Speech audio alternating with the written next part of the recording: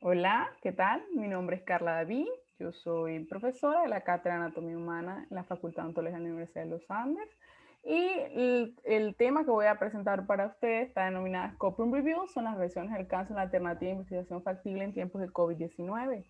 Primero que nada, quiero darle las gracias a la Universidad de los Andes, a los profesores que me invitaron, al profesor Fernando, al profesor Darío, y bueno, mandarle un beso, un abrazo, mi fuerte corazón está con ustedes, con la Universidad de los Andes, allá en Mérida. Y bueno, yo ahorita en este momento me encuentro al sur de Brasil, haciendo mi doctorado en la Universidad Federal de Pelotas. Y un poquito de mí, yo soy odontólogo, egresada de la Universidad de los Andes, soy magíster en enología, egresado también de la Universidad de los Andes, y actualmente estoy haciendo mi doctorado en odontología en la Facultad de Odontología en la Universidad Federal de Pelotas, en Río Grande del Sur, en Brasil. Soy miembro del Centro de Desenvolvimiento y Control de Biomateriales y soy miembro del Grupo de Investigaciones Biopatológicas de la Facultad de Odontología de la Universidad de los Andes. He tenido el honor de tener el PET, soy PEIULA, PEONTI, he tenido la oportunidad de colaborar como autor y coautor y revisor de revistas nacionales e internacionales. Soy parte de la cátedra, he sido invitada a los cursos de perfeccionamiento, cursos de estética facial y medicina regenerativa, y actualmente como línea de investigación estoy desarrollando biomateriales en medicina regenerativa, ingeniería tisular, biología oral y anatomía aplicada. El contenido de este conversatorio va a ser la actualidad versus ciencia. Después vamos a hablar sobre el reto de hacer y divulgar ciencia, un mundo de revisiones, scope and review en salud y la factibilidad de hacer esos scope and review, revisiones de alcance y algunas conclusiones que va a derivar esta temática, ¿no? Primero, actualidad de ciencia. Bueno, en la actualidad estamos en un momento sine qua non, un momento que nunca habíamos vivido, una pandemia que nos llegó y nos sorprendió, ¿no? Todo el mundo estaba en su vida cotidiana, en su clínica, en su laboratorio, en su universidad, en su facultad, y de repente pues llegó esto y nos paró la vida, ¿no? Nos paró la vida de cierta manera a algunos, a otros les hizo un refresh o un reinicio de lo que estaban haciendo como ciencia, ¿no? Porque muchos laboratorios continuaron, o sea, todavía se sigue investigando acerca de la vacuna, acerca de cómo vamos a poder solucionar como humanidad esta enorme enfermedad que tenemos a nuestro alrededor. Entonces, de cierta manera, tenemos un escenario pre y un escenario post pandemia en la ciencia, ¿no? Algunos de los comentarios que se originaron, Peter Raffrick, que es el ganador del premio de medicina del 2019, dice, ha sido una montaña rusa, de manera que el mundo se ha vuelto loco, ¿no? Podríamos hacer de esta epidemia un poco más fuerte, y es algo que tenemos que hacer, ¿no? Algunas otras declaraciones de Peter Schuh, profesor de acá, de la Unicamp, dice que la ciencia provee escenarios que indican medidas de contención en cuanto se esfuerza globalmente para entender esta enfermedad, esta dolencia, ¿no? Y buscar tratamientos y vacinas. Entonces, es algo que, como les digo, no se paró para todo el mundo, otros siguieron, otros continúan mientras nosotros estamos acá. Y la profesora de Harvard, la profesora venezolana Inés Bosch, ella nos dice que la magnitud de esta pandemia nadie la conoce, ni siquiera los científicos. Entonces es algo que tenemos que repensar nosotros como científicos, como clínicos, como personal de ciencia de la salud, ¿no? Y esto nos hace que sea un reto hacer ciencia y divulgar la ciencia. ¿Y por qué? Bueno, porque estamos luchando muchas veces contra un monstruo enorme que son las redes sociales, que es la creación de fake news, y que bueno, que son redes que son de fácil acceso, cualquiera puede ir, cualquier paciente, cualquier estudiante, y de cierta manera, pues lo que estamos creando nosotros desde un laboratorio puede ser desmentido o puede ser tumbado en cuestiones de un segundo por las redes sociales. Entonces nosotros como centro de investigación, nosotros como instituciones de educación debemos incluirnos en esas redes sociales para mejorar ese tipo de ciencia que se está haciendo en este momento, ¿no? Muchas veces los pacientes se hacen tratamientos, se hacen terapéuticas ellos mismos porque los ven, porque existen influencers o personas que se dedican a esto y de cierta manera inclusive son pagos para la publicidad de ciertos productos y ciertos tratamientos. Entonces nosotros como creadores de ciencia consciente que estamos haciendo esto, debemos intentar mejorar y debemos luchar de cierta manera contra este monstruo enorme que son las redes sociales, ¿no? Y hacerlas nuestras aliadas, no nuestros enemigos, ¿no? Algunos de los fake news más famosos, por ejemplo, el uso de plantas medicinales para el COVID, no hace nada.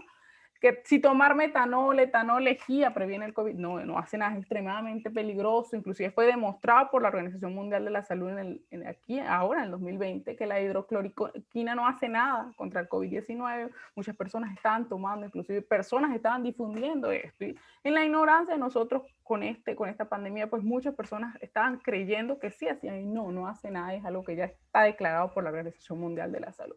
Inclusive existen fake news en odontología, muchísimas cosas loquísimas que se están rodando en las redes sociales y que de cierta manera nosotros como creadores de ciencia, nosotros como personas conscientes debemos frenar un poco, ¿no? Por eso, sin una base científica, el contenido debe ponerse en duda y no debe transmitirse. ¿Y cómo nosotros podemos luchar o de repente controlar un poco esto? Porque a veces se nos sale de las manos, bueno, haciendo investigación. Y haciendo investigación, ¿por qué? Porque para conocer la verdad es preciso dudar. Y en cuanto sea posible, de todas las cosas que nosotros tenemos. Un pensamiento que dijo Descartes. O sea, para hacer investigación siempre hay que dudar. El pensamiento y la ciencia es mutable, es cambiante, ¿no? De repente yo puedo tener hoy una creencia en ciertas metodologías, en ciertos tratamientos, en ciertas intervenciones, pero ya el día de mañana se demuestra que hay algo mejor, algo más simplificado, algo mucho más usable, pues tengo que mudar. Y eso es parte del ejercicio clínico de cualquier profesional de ciencias de la salud, ¿no? Por supuesto, esto de hacer ciencia basado en evidencia no es algo nuevo, es un concepto bien de los años 70, los años 60, por Archibald Cochrane, que comenzó con este movimiento y se creó la medicina basada en la evidencia. Entonces, la medicina basada en la evidencia no es más que el uso consciente, explícito y juicioso mejor de la ciencia disponible en la toma de decisiones sobre el cuidado de los pacientes individuales, ¿no? De cierta manera, leer un artículo, hacer investigación, así es una investigación simple, no tenemos que armar toda la parafernalia para nosotros conocer si existe un tratamiento es mejor que otro, si una técnica es mejor que otra, eso nos hace científicos. Así nosotros no estemos envolvidos en un centro de investigación. Entonces, ¿cómo nosotros podemos delimitar o delinear bien una investigación? Una recomendación de Microni Neto, que es genetista y profesora de la USP, dice que una metodología bien pensada, yo pienso que una investigación bien planteada, con una metodología sólida, pues esto nos va a ayudar muchísimo y nos va a dar un criterio de cualidad bastante amplio cuando nosotros estemos leyendo o estemos haciendo un trabajo de investigación, ¿no? Una desinformación intencional. ¿Y por qué una desinformación intencional? Porque de cierta manera, como les digo, no todo está escrito, no tenemos verdades absolutas, o sea, la ciencia es mutable, el conocimiento se está creando, entonces no, de cierta manera, no conocemos todo. Lo que sí tenemos que hacer, y es controlable por nosotros, son revisiones de cualidad y buscar y hacer una buena base de lo que existe, de lo que se está creando. Si nosotros hacemos una buena búsqueda, una buena base, tenemos una buena revisión de la literatura, nos va a ir muy bien. Y por supuesto, responsabilidad del jornalismo. ¿Qué quiere decir eso? Que debemos nosotros también conocer hacia qué público nosotros queremos dar esa información. Si es a los pacientes, si es a los usuarios, si es a nuestros colegas, si es a nuestros estudiantes. O sea, ¿a quién va? Tenemos que ser muy responsables donde publicamos las cosas. Esos son datos importantes, a qué tipo de revista nosotros lo vamos a enviar, ¿no? Está, por supuesto, la pirámide de evidencia científica, que no podemos sacarla de un conversatorio de revisiones. Sabemos que existe una base que está por todos estos estudios in vitro, estudios en animales, estudios de laboratorio, y un top de la base, o un tope que es donde están las revisiones sistemáticas y los metaanálisis que abordan o dan los mayores grados de evidencia, siempre y cuando esté bien hechas, ¿no? Porque tenemos también algo constante. Muchas veces un estudio clínico randomizado puede dar mayor evidencia que una revisión sistemática que no esté tan bien hecha, ¿no? Igualmente un estudio de corte puede estar mucho mejor hecho que un estudio clínico sin randomización y puede aportar muchísimo más conocimiento, ¿no? Entonces no tenemos que ser tampoco tan inflexibles. Aquí hay cierta flexibilidad en cuanto a la evidencia científica, no en tanto para que una revisión sea considerada el top, por supuesto, tiene que ir acompañada de un metaanálisis. Entonces, tenemos un mundo de revisiones, ¿no? En este momento tenemos muchísimos tipos y maneras de abordar la ciencia y yo creo que las revisiones se pusieron ahora fashion, se pusieron de moda, son chic ahora porque, bueno, tuvimos que volver a casa, tenemos que hacer investigaciones desde casa. Y entonces eso nos abrió un abanico y un mundo de revisiones que tenemos. Tenemos revisiones sistemáticas, tenemos umbrella review, tenemos revisiones de scoping, tenemos revisiones de la literatura que muchas veces están engavetadas para aquellos científicos que son expertos, ¿no? Que son el top del cierto tema, y entonces se los guardamos a ellos, ¿no? Las revisiones sistemáticas, las umbrella review, las scoping review son estrategias maravillosas de abordar la ciencia y que lo podemos hacer desde casa. Inclusive ahora hay un tipo nuevo de revisión scoping, que es revisión scoping review sistematizada, ¿no? Que toma algunas pinceladas de lo que es una revisión sistemática. Una revisión sistemática debe tener por lo general o recopila ensayos clínicos randomizados. Está basada en una estrategia PICO o PICOCH, que ella es una pregunta de pesquisa bien establecida que debe tener paciente, intervención, control, output, que es el desfecho o el resultado que tú quieres evaluar. Y por supuesto, la evaluación de grado de evidencia y riesgo de sesgo metodológico tiene que estar de la mano, ¿no? Porque de cierta manera tú estás aportando una verdad un poco más cercana, ¿no? Entonces debemos tener una valoración o una evaluación de ese riesgo de sesgo y de esa cualidad o grado de evidencia que estás tú evaluando en esos artículos, ¿no? Las umbrella reviews son un contraste de diferentes tipos de publicaciones, diferentes tipos de revisiones muchas veces, como revisión de revisiones, ¿no? Intenta buscar revisiones a nivel mundial para ver una visión general de lo que existe en el mundo. Y las scoping review lo que busca es mapear el conocimiento, pero el conocimiento más que todo en áreas que son emergentes, áreas que no se conoce mucho, que de repente no se han usado para ciertas aplicaciones, ¿no? Y está, por supuesto, una forma muy buena de hacer ciencia, que es el scoping review sistematizada, que toma pinceladas de las revisiones anteriores y trata de dar un poco más de solidez y cualidad metodológica a lo que es una scoping review, una revisión de alcance, ¿no? Entonces, las revisiones sistemáticas son revisiones que se han hecho desde 1990, ellas tienen sus parámetros establecidos por Cochrane Round, tienen sus guías como los que son aportados por Cochrane Round, tienen una serie de recaudos o requisitos que deben de cumplir, deben estar registradas para ser un poco más científico y es algo que exigen las revistas de publicación de artículos que son citados, ¿no? Porque no es escribir un artículo, no es escribir una investigación, es crear un aporte, ¿no? Hacer algo que sea propio para que tú puedas usarlo en tu práctica clínica, ¿no? Que sea lo que tú puedas utilizar, que una persona se pueda ayudar de eso, un colega, un estudiante, inclusive un mismo paciente pueda entenderlo, ¿no? Entonces, las revisiones sistemáticas tienen muchas ventajas, son herramientas útiles con el mayor grado de evidencia, ellas son la base de la evidencia para conocimientos cuando están juntos con metaanálisis, ¿no? Y por lo general están de la mano. Una revisión sistemática tiene que ir por lo general con metaanálisis.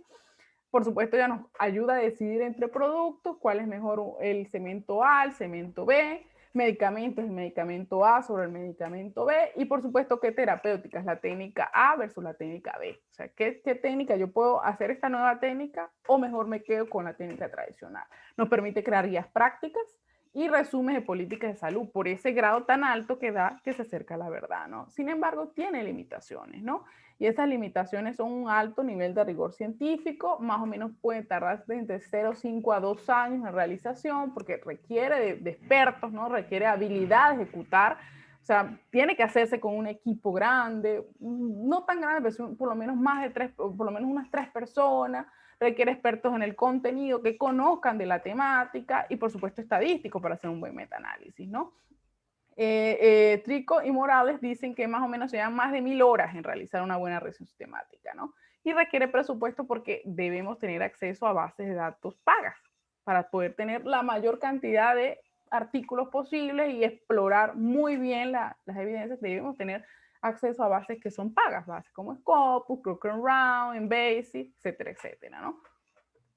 Ahora, las Umbrella Review, las revisiones Umbrella, pues ellas surgieron para comparar y contrastar diferentes publicaciones, ¿no? Proporciona una visión global, amplia, de la información disponible para un tema determinado. Son un poco más simples de realizar, no en tanto ellas necesitan tener por lo general revisiones que tengan la estrategia PICO, es decir, es como una revisión de revisiones, ¿no? De cierta manera. Esto permite aglutinar y sintetizar una mayor cantidad de información, ¿no? Porque si tú estás obteniendo revisiones sistemáticas, revisiones basadas en una estrategia PICO, tú tienes de cierta manera, entre comillas, revisiones que están mucho mejor delineadas metodológicamente, ¿no? E incluir un análisis de evidencia de diferentes intervenciones, mismo en un problema o una condición de los resultados, ¿ok? Algunas de las estadísticas que se aporta en la base de datos Scopus son 770 documentos que llevan eso en su resumen, en sus palabras clave. Umbrella Review Health en salud. Y las primeras dos fueron para 1975 y hay proyección más o menos hasta el 2023 de Umbrella Review en salud. Más que todo están proyectadas para el área de medicina, están proyectadas en medicina, más o menos el 50% de los artículos encontrados, pero también otras ciencias se basan en ellos, inmunología, psicología, farmacología, ciencias sociales, entre otras, ¿no? Ahora, las Scoping Review, que son las revisiones que queremos discutir hoy, son de cierta manera revisiones que implican el desarrollo, asimilación y síntesis de la evidencia. Tienen una naturaleza multidisciplinar, es decir, pueden tomar otras disciplinas y suelen complementarse con otras metodologías. Es decir, es tomar un poquito de lo que es una revisión de la literatura, lo que es una revisión sistemática, entre otras, ¿no? Por lo general siempre están delimitadas por una pregunta, ¿no? ¿Qué alcance tiene cierto tema en tal campo, ¿no? Por lo general. Y los inicios de este tipo de ciencia fueron a partir del 2005 aproximadamente, ¿no? Otras características es que por lo general están guiadas por una guía elaborada por Arsi y Omeley en el 2005, es una guía que está disponible, tú puedes encontrar y esa guía te explica cómo tú puedes llevar tu scoping review sin mucho problema, ¿no?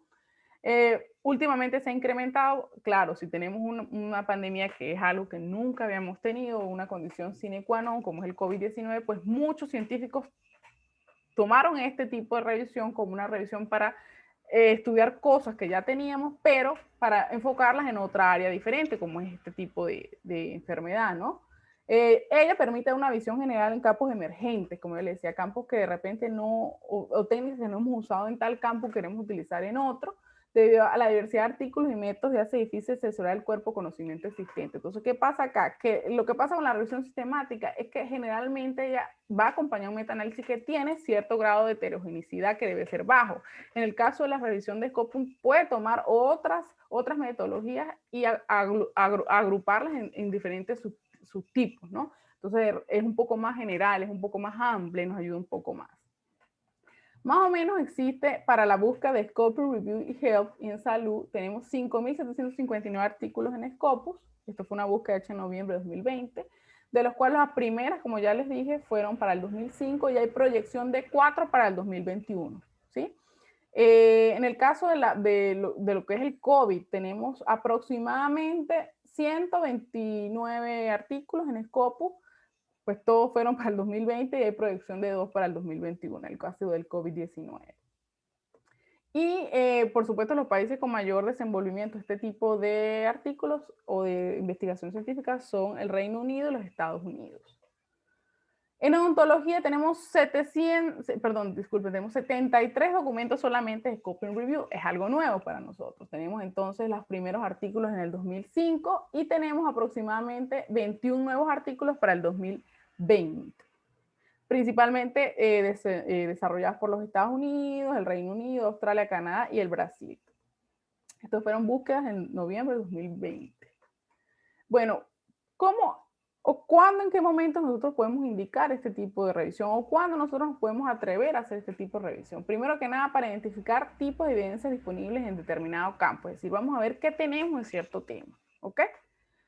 Un segundo paso sería aclarar conceptos y definiciones claves en la literatura. Cuando tú vas a hacer algún tipo de trabajo que nunca se ha hecho, o por lo menos tú consideras que nunca se ha hecho, sería bueno hacer un scoping review para acompañar o solidificar o hacer una base sólida para tu trabajo, ¿no? Examinar cómo se realiza la investigación en determinado campo, es decir, cómo de repente hacen en un área que yo jamás utilicé, en la nanotecnología, cómo hacen el desenvolvimiento de ciertos materiales en odontología, por ejemplo.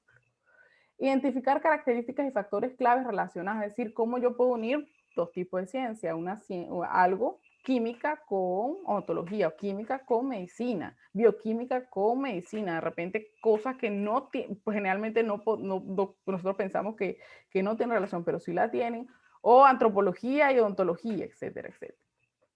Por supuesto, como precursor para hacer una revisión sistemática. Ahí tú te das cuenta si vale la pena o no hacer tu revisión sistemática.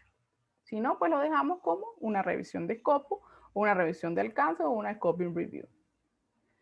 Importante tener un team, tener un grupo, un equipo de mínimo 3 personas. Ya cuando tenemos una revisión sistemática con un solo autor, ya dudemos un poco porque se necesita transparencia, se necesita revisar, se necesita tener 3 cabezas, 2 cabezas piensan mejor que una. Entonces, aquí en este tipo de investigaciones sí se utiliza esa filosofía, ¿no? Importante, la pregunta de investigación puede ser una PICO modificada, generalmente cuál es el alcance de cierto tema en cierto campo. Debemos tener nuestros descriptores de ciencias de la salud y MESH en buenas bases de datos, por lo menos una en inglés. Si pudiésemos hacerlas todas en inglés sería fabuloso. Debemos tener un gestor de citas como EndNote y Mendeley. Debemos tener criterios de elegibilidad, es decir, qué aspectos nosotros vamos a tomar en cuenta de esos artículos para que sean incluidos o no en nuestro trabajo. Selección y relevancia del título y resumen, esto se hace de forma independiente, se hace por duplicado, es decir, dos personas independientemente deberían hacer este paso.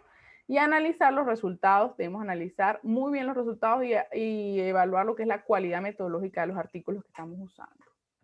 Estos son tips, estos son dos software gratuitos como Ryan y EndNote Online que pueden servir para que 2, 3 pesquisadores se puedan comunicar. Yo puedo estar acá, puedo comunicarme con mi pesquisador en Venezuela, con mi investigador en China, etcétera, etcétera. Esto es más o menos la línea de tiempo con la cual se sirve la revisión, por la cual tú presentas tus resultados, que son la cantidad de artículos que encontraste, cuántos artículos tú tenías después que eliminaste los duplicados, cuántos tú vas a usar, cuáles son las razones por las cuales eliminaste algunos o cuáles tú elegiste. Resultados, ¿cómo se presenta? Primero hay que tener un mapa bien establecido, es decir, una forma bien clara y lógica y esquemática de nosotros tabular la información que encontramos, ¿no? Y esto tiene un porcentaje alto en nuestros resultados. Podemos tener gráficos, hay un resultado un poco menor, o sea, un espacio un poco menor, pero podemos tener gráficos en la cual se puede hacer por distribución de estudios, tipo, autores, países, etcétera, etcétera.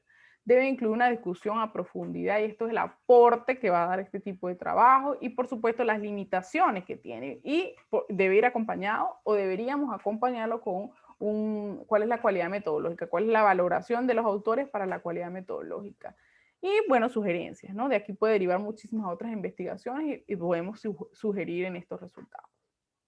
Este es un ejemplo bien llevado ahora del 2020, que hicieron un scoping review sobre ciertos materiales de base de prótesis antimicrobianos. Entonces ellos más o menos presentaron aquí sus materiales y métodos muy bien hechos, siguieron la guía que les hablé de Ashley y Mesley, ubicaron su estrategia de búsqueda muy bien hecha en dos tiempos y luego juntaron, muy bien llevada. Presentaron su flowchart. El flowchart es un tipo de diagrama que se utiliza en las revisiones sistemáticas. Utilizaron gráficos para clasificar de acuerdo a los métodos, de acuerdo al material, etcétera, etcétera, ¿no? Y hicieron la evaluación de riesgo de bias. Entonces, el riesgo de bias o cualidad metodológica va muy relacionado a la revisión sistemática, pero es algo bueno que se puede aportar, ¿no? Si fue calculada la muestra, si fue cegado el operador, si tenían sesgo o sesgo o conflicto de intereses o de presupuesto o aporte de dinero. Otros ejemplos, por lo menos hueso, periodonto y pulpa dental para pulpa regenerativa. Estas son cosas totalmente nuevas. El uso de detección de COVID-19 o SARS-CoV-2 por la saliva, un arqueoma oral o el uso de esta máscara N95 para odontología, ¿no? Y entonces, ¿cómo yo decido? Pues bueno, tengo dos situaciones. La primera, tengo una pregunta clínica significativa o proporciona evidencia para informar de mi práctica, tiene que ser una sistemática. Si yo tengo una pregunta que va a esa práctica, por lo general es una sistemática. Si por el contrario estoy interesado más en describir conceptos, características, ampliar el conocimiento, voy por una scoping review. Aquí tenemos una tabla de algunas diferencias, ¿no? Y tenemos, por ejemplo, las revisiones sistemáticas generalmente llevan un protocolo, sí, por lo generalmente sí puede tener una scoping review, sí puede tenerlo, puede ser que no. Y una revisión en la literatura no tiene esto. Debe ser registrada en bases como Prospero, la revisión sistemática siempre tiene que ser registrada y ahora con todo este movimiento de Open Science tiene que ser así. Las scoping no necesariamente, pero existen otros tipos de bases para nosotros podemos registrar que estamos haciendo esto, ¿no? Son explícitas, transparentes, tienen una búsqueda establecida. Las revisiones de literatura no, las revisiones de scoping sí y las revisiones temáticas también. Se estandarizan los métodos de extracción. En las dos, como ustedes se dan cuenta, sí se estandarizan y se tienen que explicar. Se evalúa el riesgo de bias, por lo generalmente en la revisión sistemática siempre, en la scoping no, pero si tú lo quieres hacer y le das más solidez a tu investigación, mucho mejor. Y por supuesto, si se sintetiza o se sumatiza todos los hallazgos sistemáticamente en la revisión sistemática, por supuesto, en la scoping review puede ser que no, pero tú lo puedes hacer también. Entonces, algunas conclusiones de esta temática, ¿no? Porque es un poco corto el tiempo para hablar de todo lo que tenemos que hablar, ¿no? ¿Es algo relativamente nuevo? Sí, es nuevo, desde el 2005 para acá, versus una revisión sistemática que es de los 70, 80, es nuevo. Mientras más se estandarice, se protocolice, se sistematice, mucha más utilidad y solidez en los resultados. Entonces podemos tener una revisión un poco más completa, ¿no? Y esto pues nos va a ayudar a tener mejores revisiones de alcance, por lo tanto, más revisiones de calidad.